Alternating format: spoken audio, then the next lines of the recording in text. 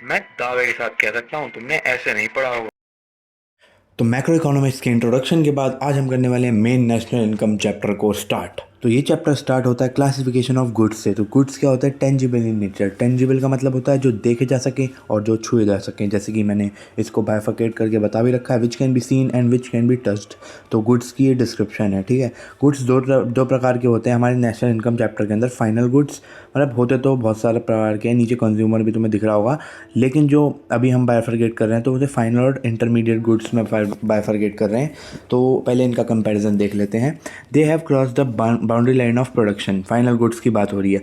Final goods का मतलब ये देखो, फाइनल है मतलब जो कंज्यूमर के द्वारा, अल्टीमेट कंज्यूमर के द्वारा जो कंज्यूम किए जाने वाले हैं। तो मतलब जो फाइनल जो बाउंड्री लाइन ऑफ प्रोडक्शन को क्या नाम है, क्रॉस कर चुके हैं। और सेकंड पॉइंट देख लेते हैं, value is not yet to be added. यानी कि इन गुड्स के अंदर अब कोई भी और वैल्यू नहीं ऐड होनी है। कोई मतलब कोई भी जैसे रॉ मटेरियल होता है, रॉ मटेरियल को जब हम फाइनल गुड में कन्वर्ट करते हैं तो उसके अंदर एक वैल्यू ऐड हो जाती है, उसकी कॉस्ट भी बढ़ जाती है उसी चक्कर में। अब कोई इसमें वैल्यू एडिड नहीं होनी है क्योंकि ये फाइनल हो चुके हैं। They are included while calculating national income.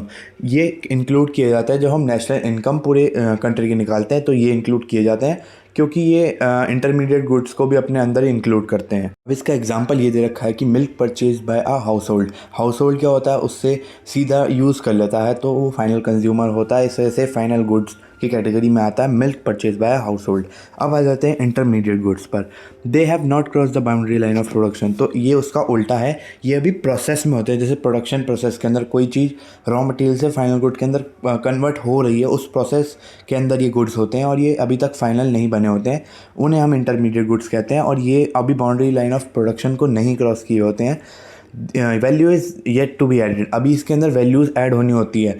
जैसे कि एक एग्रीकल्चरिस्ट ने, जो फार्मर वगैरह है, उसने रॉ मटेरियल निकाल के दिया तो उसने एक वैल्यू ऐड कर दी। अब जो वैल्यू जो रॉ मटेरियल निकल कर आया उसके अंदर जो इंडस्ट्रियलिस्ट है उसने उसको रिफ़ाइन करके उसमें और वैल्यू ऐड करी। तो इनके अंदर अभी वैल्यू ऐड होनी होती है, तो ये प्रोडक्शन प्रोसेस में होते हैं इसी वजह से। तीसरा पॉइंट देख लेते हैं। They are not included while calculating national income. National income को कैलकुलेट करने के लिए काउंट नहीं होते हैं क्योंकि फाइनल गुड्स के अंदर इनकी कॉस्ट, अब खुद दिमाग लगाओ थोड़ा सा, फाइनल गुड्स वही तो होंगे जो इंटरमीडिएट प्रोसेस से गुजरे होंगे, तभी तो फाइनल बने होंगे। तो बार बार अगर हम दोनों को काउंट करेंगे तो डबल काउंटिंग का एक कॉन्सेप्ट आ जाएगा जो कि एलिमिनेट करना है हमें। तो इसलिए इनकी वैल्यू को एक्सक्लूड किया जाता है while calculating national income. Example देख लेते हैं। Milk purchase by sweet shop for making sweet. अभी स्वीट शॉप को मिल्क यूज़ करके एक फाइनल प्रोडक्ट बनाना है, तो ये इंटरमीडिएट गुड की कैटेगरी में आएगा। अब गुड्स भी आगे दो प्रकार में और बांटे गए हैं, जो कि है कंज्यूमर और प्रोड्यूसर गुड्स। कंज्यूमर गुड्स जो होते हैं वो फाइनल गुड्स होते हैं क्योंकि कंज्यूमर अभी प्रोडक्शन थोड़ी ना करेगा या प्रोसेस से थोड़ी ना गुजरेगा, उससे तो फाइनल बना बनाया गुड चाहिए कंज्यूम करने के लिए। और प्रोड्यूसर गुड्स होते हैं जैसे फिक्स्ड एसेट। जैसे फिक्स्ड एसेट का मतलब होता है मशीनरी, प्लांट या फिर कोई बिल्डिंग हो गई, ये सब होते हैं फिक्स्ड एसेट। और ये प्रोड्यूसर गुड्स होते हैं क्योंकि ये फैक्टर ऑफ प्रोडक्शन के अंदर आते हैं। मतलब अब किसी जो प्रोड्यूसर है उसको प्रोडक्शन करने के लिए मशीनरी तो चाहिए ही होगी, तो इस वजह से ये फिक्स एसेट जो हैं ये प्रोड्यूसर गुड्स में आते हैं। लेकिन ये फाइनल गुड्स होते हैं प्रोड्यूसर गुड्स। जो प्रोड्यूसर गुड्स हैं वो फाइनल और वो इंटरमीडिएट दोनों हो सकते हैं। लेकिन जो कंज्यूमर गुड्स हैं वो सिर्फ फाइनल ही हो सकते हैं, ठीक है, क्योंकि कंज्यूमर अल्टीमेटली फाइनल गुड को कंज्यूम करता है, ठीक है। और प्रोड्यूसर के और गुड्स का एग्जांपल है रीसेल। जैसे कोई इंसान का रीसेल का बिजनेस है, कोई चीज़ पुरानी खरीद कर और उसे बेच दिया तो वो इंटरमीडिएट के अंदर आएगा। और रॉ मटेरियल तो आता ही इंटरमीडिएट के अंदर है। और नीचे हमने इसकी डेफिनेशन वाइज क्लासिफिकेशन कर रखी है। तो गुड्स कंज्यूमर और प्रोड्यूसर होते हैं। Goods purchase used by the consumer to fulfil their satisfaction. अपने आप को सेटिस्फाई करने के लिए जो कंज्यूमर कंज्यूम कर रहा है गुड्स, वो वाले सारे गुड्स कंज्यूमर गुड्स होते हैं। Producer goods goods which are use by the producer to maximise their profit. Profit को बढ़ाने के लिए जो गुड्स हैं जो प्रोड्यूसर के द्वारा यूज़ किए जाते हैं वो सारे प्रोड्यूसर गुड्स के अंदर आते हैं। ये यहीं तक है, अगले टॉपिक पर आते हैं। अब कंज्यूमर गुड्स को बांटा गया है टोटल 4 विभागों में, जो कि नीचे लिखे हुए हैं, तुम्हें अभी नहीं दिख रहे होंगे, आगे ज़रूर दिखेंगे। तो सबसे पहला जो कैटेगरी है उसका नाम है durable good. They can B use again and again. Durable का मतलब यही है जो बार बार यूज़ हो सके और लंबे टाइम तक यूज़ किया जा सके। तो they can B use again and again, bar bar use किया जा सकता है। जैसे कि फिक्स एसेट मशीनरी होती है, कोई हमारा टेलीविज़न देखो, रेफ्रिजरेटर तुम्हारे घर पर कितने सालों से वर्क कर रहा होगा, ठीक है। लेकिन ये नीचे एग्जांपल में ये भी दे रखा है कि they are followed by depreciation, उनकी वैल्यू साल दर साल घटती रहती है, ठीक है। और जो कि शायद तुमने अकाउंट्स में थोड़ा बहुत पढ़ा भी होगा। They are used over a long period of time, ये लॉन्ग पीरियड ऑफ टाइम के लिए यूज़ होते हैं, जो कि मैंने तुम्हें बताया लंबे अरसे के लिए यूज़ होते हैं, लंबे समय के लिए यूज़ होते हैं। जैसे तुमने अपने घर पे एसी देखा होगा तो वो बहुत ज़्यादा लंबे समय से तुम्हारे घर पे लगा होगा और लगभग 6-7 साल की ड्यूरेशन तो होती ही है इन सब चीज़ों की। अब आ जाते हैं सेमी ड्यूरेबल गुड्स पर। They are use for a limited period of time, ये थोड़े कम समय के लिए यूज़ होते हैं, ड्यूरेबल गुड्स से कंपेरेटिवली थोड़े कम समय के लिए यूज़ होते हैं। They have a life span of around 1 year, ये 1 साल तक के मतलब 1 साल तक चलते हैं अप्रॉक्सीमेटली, ठीक है। मतलब चल तो ज़्यादा भी जाते हैं बट येस एक कॉमन एग्जांपल यही है कि 1 साल तक ये जनरली चलते हैं। दे can B use again and again, ये भी अगेन एंड अगेन यूज़ हो सकते हैं। क्लोथ्स एंड शूज़ इसका एग्जांपल है। तुमने देखा होगा 1 साल के बाद जनरली तुम्हारे शूज़ भी हैं जो वो थोड़े से ख़राब होने लग जाते हैं और they are not comfortable for use, so वो सेमी ड्यूरेबल कहा जाता है। अब आ जाते हैं हम थर्ड अपने नॉन ड्यूरेबल गुड्स पर। तो नॉन ड्यूरेबल गुड्स कौन से होते हैं? They are used a in a single act of consumption, ये होते हैं कि जैसे तुमने एक ब्रेड का स्लाइस लिया तो ब्रेड का स्लाइस जो एग्जांपल में भी दे रखा है मिल्क, एक बार ही कंज्यूम किया, अब तुम दोबारा उसे कंज्यूम नहीं कर सकते हो क्योंकि तुमने खा लिया, ऑब्वियसली रिपीटेडली यूज़ नहीं कर सकते हैं। तो they can be used more than once, more than once, एक second, they can't be use, sorry they can't be use more than once, मैं खुद ही थोड़ा सा कंफ्यूज हो गया, sorry. They generally have low value, low value के होते हैं, जैसे ब्रेड का पैकेट अराउंड 50-60 या छोटा वाला 20 रुपये का इतना ही लगभग आता है। तो ये सब जो होते हैं वो काफ़ी लो वैल्यू के होते हैं। बाकी ड्यूरेबल गुड्स तो काफ़ी ज़्यादा वैल्यू के होते हैं, सेमी ड्यूरेबल थोड़े उनसे कम वैल्यूज़ के, एंड ये तो बिल्कुल ही नेग्लिजिबल वैल्यू के होते हैं, 20-30-40-50 ऐसे वैल्यू के होते हैं। तो ये होते हैं अपने नॉन ड्यूरेबल गुड्स। चौथे नंबर पे आ जाती है अपनी सर्विसेज। सर्विसेज तो तुम जानते होगे, they are non material goods, यानी कि ये इंटेंजिबल गुड्स होते हैं, मतलब जिन्हें फील करा जा सके और एक तरह से फील देखा ना जा सके, फील महसूस करा जा सके basically. They also satisfy human wants, ये भी ह्यूमन वांट को सेटिस्फाई करने की पावर रखती हैं। दे आर इंटेंजिबल सर्विसेज, जो कि मैंने तुम्हें पहले ही बताया, वो छुई नहीं जा सकती और टच भी नहीं की जा सकती, ना देखी जा सकती, सिर्फ फील की जा सकती है। जैसे services of doctor and teacher, teacher और डॉक्टर की सर्विसेज होती है, वो आपको पढ़ाते हैं, आप फील करते हैं उन्हें, ठीक है। एनीवेज टीचर की देखते भी हैं, लेकिन कुछ मतलब सर्विसेज बेसिकली वो होती है जो इंटेंजिबल इन नेचर होती है, जिन्हें छुआ नहीं जा सकता, जिन्हें फील किया जा सकता है। अब आ जाते हैं अपने नेक्स्ट टॉपिक जो कि है प्रोड्यूसर गुड्स के ऊपर। तो वो देख लेते हैं क्या होते हैं, वो उनका भी क्लासिफिकेशन है। तो पहला क्लासिफिकेशन में आ जाता है कैपिटल गुड्स।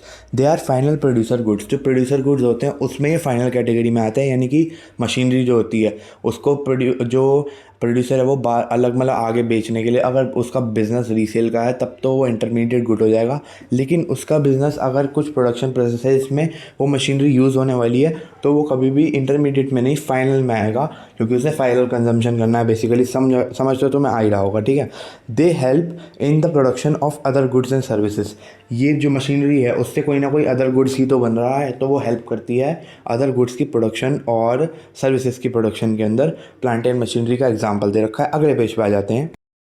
तो कुछ फीचर्स आगे भी लिखे हैं, जैसे कि they are use for several years, वो बहुत ज़्यादा बेसिकली वो ड्यूरेबल गुड्स होते हैं, कैपिटल गुड्स, जो कि ज़्यादा टाइम तक यूज़ किए जाते हैं। They are depreciate over a period of time, यानी कि उनकी असल वैल्यू में गिरावट आती रहती है साल दर साल, मतलब कुछ ना कुछ वैल्यू उनकी कम होती रहती है। जैसे कि तुमने देखा ही होगा, अब तुमने एसी ख़रीदा है, तुम शोरूम से बाहर आए हो, शोरूम से बाहर आते ही अगर तुम थर्ड पर्सन को एसी बेचोगे तो उसकी वैल्यू ऑटोमेटिकली कम हो जाएगी, क्योंकि तुमने शोरूम से वो ख़रीद लिया है और वो डेप्रिशिएट हो चुका उसी समय। जैसे वो शोरूम के गाड़ी भी आप देखोगे तो गाड़ी शोरूम से बाहर आती है उसकी वैल्यू कम हो जाती है, तो ये डेप्रिसिएशन का ही खेल है सारा।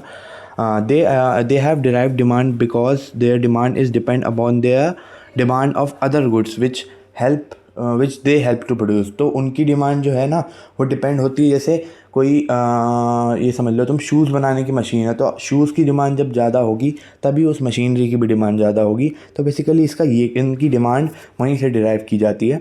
आगे फर्दर स्पेसिफाई करते हैं इन्हें। Capital goods, it is used by house hold, if it is used by house hold, तो स्विंग मशीन जो होती है वो हाउस होल्ड के द्वारा भी यूज़ की जाती है।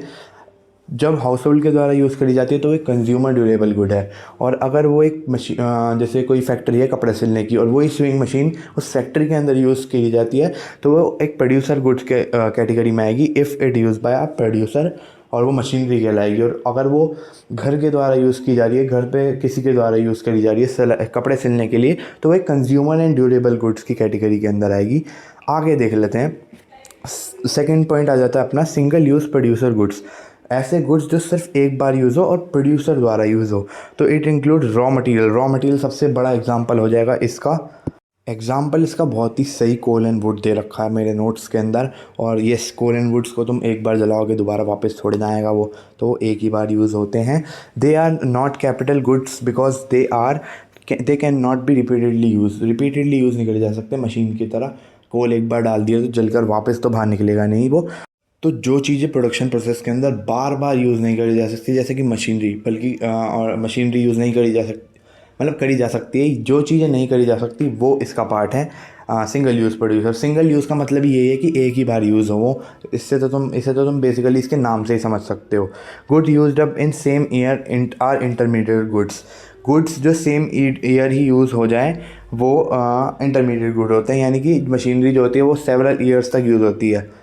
तो intermediate goods are used up in the same year. तो सेम ईयर के अंदर जो यूज़ हो जाते हैं वो इंटरमीडिएट गुड्स होते हैं। If they remain for more than 1 year they are termed as final goods. तो अगर वो 1 साल से ज़्यादा यूज़ हो जाते हैं या फिर मतलब ज़्यादा यूज़ हो जाते हैं तो वो फाइनल गुड्स की कैटेगरी के अंदर आ जाते हैं। ठीक है, अब चलते हैं अपने अगले टॉपिक पर। तो टॉपिक्स को तो आज हम यहीं तक रख रहे हैं, वरना वीडियो की ड्यूरेशन ज़्यादा लंबी हो जाएगी और मुझे भी दिक्कत होगी और तुम्हें भी दिक्कत होगी। तो मतलब होगी तुम्हें भी दिक्कत, ठीक है, थोड़ी सी, क्योंकि लंबी ड्यूरेशन में ना दिक्कत होती है सच बताओ तो। और रोज़ थोड़ा थोड़ा टॉपिक समझना एक बेटर चॉइस होनी चाहिए, तो हम रोज़ कुछ ना कुछ निकाल रहे हैं। तो अब लास्ट आ जाता है क्वेश्चन, जो कि सबको एक कंबाइन करके एक क्वेश्चन है।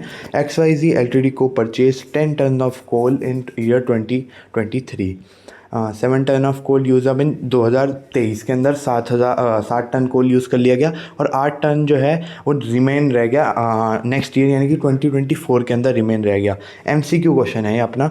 विच ऑफ द फॉलोइंग इंक्लूडेड, एक minute, which of the fall included in final goods. तो फाइनल गुड्स के अंदर कौन सा इंक्लूड होगा? 8 टन, 7 टन, या फिर मतलब क्या यूज़ होगा? 7, 3, 10। इसका आंसर मुझे कमेंट में देना तुम। होप तुमने कमेंट में आंसर दे दिया होगा। बेसिकली इसका आंसर जो है वो, अब तुम, वैसे तो बहुत सिंपल क्वेश्चन है, हर किसी ने आंसर दे दिया होगा, लेकिन फिर भी मैं आंसर बता देता हूँ। इसका आंसर है 3 टन्स।